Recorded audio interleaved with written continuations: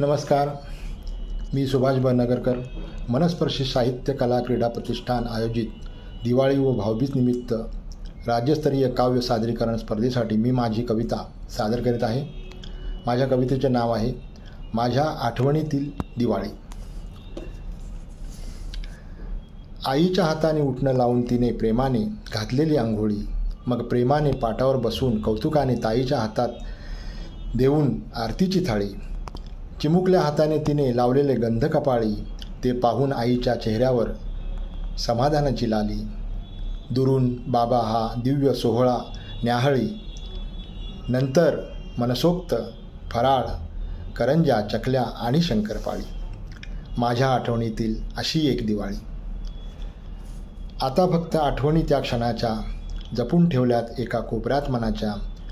भूतकाळातील ती क्षणचित्रे पाहतो पुन्हा पुन्हा, हरवून जातो आठवून तो काळ जुना. लेकरांच्या किलबिलाटात येतो मग भानावर, जेव्हा कोणाचे तरी शुभ दीपावली हे शब्द पडतात कानावर. आता येते दिवाळी जाते दिवाळी पण ती मजा नाही. आता येते दिवाळी जाते दिवाळी पण ती मजा नाही, कारण कर्तव्य आणि जबाबदारीच्या शाळेतून मला एक दिवसही रजा नाही. मला एक दिवसही रजा नाही. धन्यवाद.